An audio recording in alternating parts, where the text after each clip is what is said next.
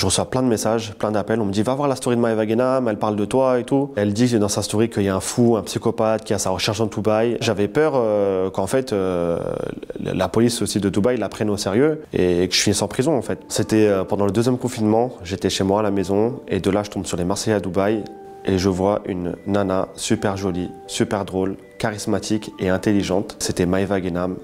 Et là, j'ai eu un vrai coup de cœur pour cette nana-là. Et je me dis, il n'y a pas moyen, il faut vraiment que je la rencontre. Je fais mes enquêtes et j'apprends qu'elle vit à Dubaï. Et le problème, c'est que Dubaï, à l'époque, c'était le confinement, les frontières étaient fermées, je ne pouvais pas y aller. J'aurais bien aimé la rencontrer, mais Dubaï, c'est très grand et je ne peux pas la trouver comme ça. Donc, je laisse tomber. Quelques jours plus tard, un ami m'appelle et me propose d'aller en vacances à Dubaï. Et là, vraiment, c'était une coïncidence de ouf, parce que moi, j'y pensais depuis quelques jours.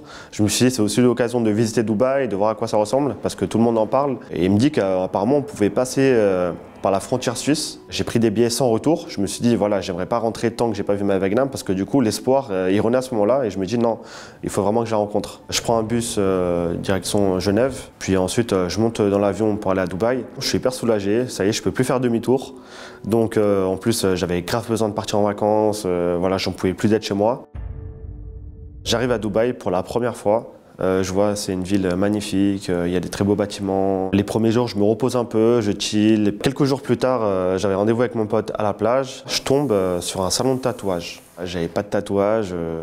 Je me suis dit, pourquoi pas en faire un? Je suis en vacances à l'étranger. Pour faire rire mes potes sur Snap, je me suis tatoué quelque chose d'insolite. J'ai mis le prénom de Maeva Ghenam parce que c'était aussi l'objectif du voyage, le projet. Je me suis dit, comme ça, au moins, je l'aurai dans la peau. Donc là, je ressors du salon de tatouage tout fier. Voilà, je montre mon tatouage sur Snap à mes amis et je leur envoie. Mes amis sont morts de rire parce qu'ils savent que je suis un petit peu foufou. J'identifie Maeva sur ma story. Je vois que Maeva Ghenam, elle reposte. J'aurais jamais pensé avec tout le nombre d'abonnés qu'elle a. Je reçois beaucoup de messages. Il y a des personnes qui sont morts de rire aussi. D'autres, par contre, qui me critiquent. Du style, t'es complètement idiot, j'espère que t'as pas vraiment fait ça. En plus, Maeva Ghenam ne connaît même pas ton existence. Quelques jours passent et je suis à la chicha avec mon pote, toujours. Comme par hasard, je croise un ami de Maeva Ghenam qui a fait aussi les Marseillais à Dubaï, c'est Thibaut Garcia. Je me dis, voilà, il faut absolument que je lui gratte des infos pour savoir où habite Maeva Ghenam, comment je peux faire pour la rencontrer. Voilà, Thibaut, il filme mon tatouage et avant qu'il coupe la vidéo, voilà, moi je sais qu'il a le bras long, qu'il connaît Maeva, donc je lui dis, attends 2 secondes, Thibaut, j'ai un message à faire passer. Voilà, parce que je sais que toi, au moins, elle verra ta story, Maeva. Voilà, j'aimerais dire à Maeva que je la cherche dans Dubaï. Et donc Thibaut, il me filme, et voilà, il me laisse la parole et il transmet mon message à Maeva Ghenam qui voit justement sa story.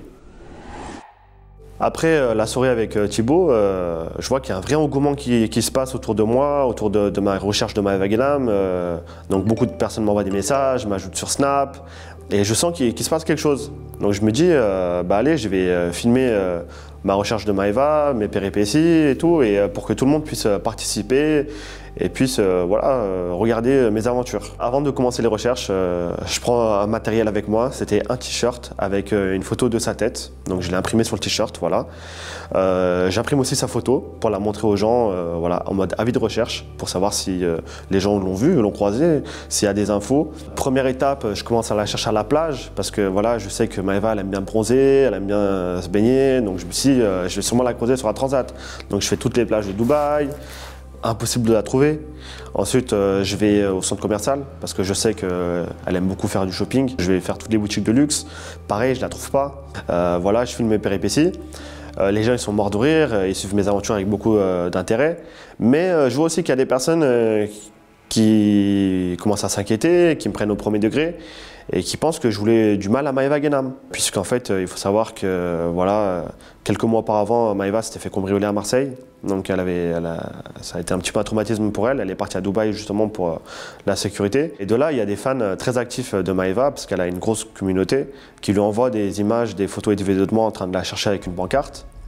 Et pour la prévenir, voilà, que quelqu'un ait sa recherche à Dubaï. À la fin de la journée, comme d'hab, je poste mes vidéos de recherche sur TikTok et je vois un commentaire de Maeva Ghenam.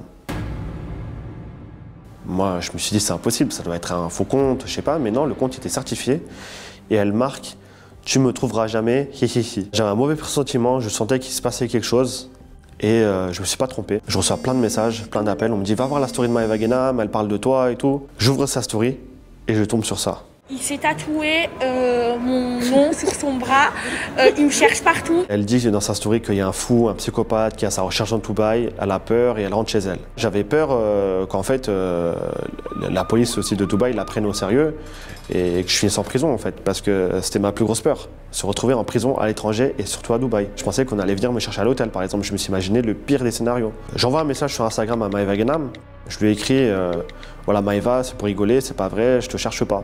Je me suis dit, elle va pas le voir avec tous les messages qu'elle reçoit. Mais j'ai eu de la chance, elle l'a vu et elle m'a répondu directement. Elle m'a dit, ouf, j'ai eu peur, t'inquiète pas. Et moi, je fais aussi un démenti sur ma story. Je dis voilà, que c'était pas vrai, je calme le truc, voilà. Je dis aux gens que je suis pas un psychopathe et que je voulais rencontrer Maeva. Pour moi, c'est parti trop loin, j'arrête les recherches, je pose un peu mon téléphone. Voilà, je profite de mes vacances. Et puis, je reçois des messages de personnes qui me disent, voilà, qui avaient compris mon intention. Donc, ils me disent, non, abandonne pas, reprends les recherches. Donc, les gens m'ont remotivé à nouveau. Et je me suis dit, allez, je vais peut-être recommencer maintenant que tout le monde sait que c'était pour rigoler, quoi. Et un soir, j'étais posé à l'hôtel, tranquille. Je regarde la story de Maeva. Je vois qu'elle est vraiment à 10 minutes de l'hôtel, dans un restaurant à l'atelier Robuchon. Et il y avait tous les Marseillais, Greg, Paga, Julien Tanti, Manon, parce que c'était justement l'anniversaire de mariage des Tanti. Et je me dis, c'est maintenant ou jamais. Je prends un taxi en direction de l'atelier Robuchon. J'étais très stressé parce que j'hésitais encore à y aller. Je ne savais pas comment j'allais être reçu par les Marseillais, parce que déjà, bon, ils sont entre eux. Et puis, je ne savais pas s'ils me prenaient encore pour un fou ou pas. Je rentre dans le restaurant en toute discrétion. Je vois justement Maeva qui était en date avec un autre mec. Il y avait les Marseillais. Personne ne m'a vu, personne ne m'a calculé. Et je m'assois tout seul à une table. Et j'observe en attendant. Il y a Greg qui m'aperçoit, donc Bebao, il me voit, ils me reconnaissent, ils me disent « Ah, mais c'est pas toi qui étais tatoué Maeva Guénam ?» Je leur dis « Si, c'est moi. » Donc ils sont morts de rire, ils me disent, ils me filment dans leur story, ils appellent Maeva, ils disent « Ouais, Maeva, viens voir, il y a le psychopathe qui est là. » Je vois Maeva qui arrive. Voilà, j'en croyais pas mes yeux, j'étais tout stressé, là je suis en train de revivre le moment parce que du coup après tant de recherches et tant de galères, elle est en face de moi et je réalise pas en fait. Je dis à Maeva, je m'excuse encore une fois de lui avoir fait peur, voilà, elle s'est excusée de m'avoir pris pour un psychopathe, pour les insultes. Je lui montre mon tatouage qui s'était à moitié effacé parce qu'en fait en vérité c'était un faux tatouage, je m'étais pas du tout fait tatouer Maeva Guénam.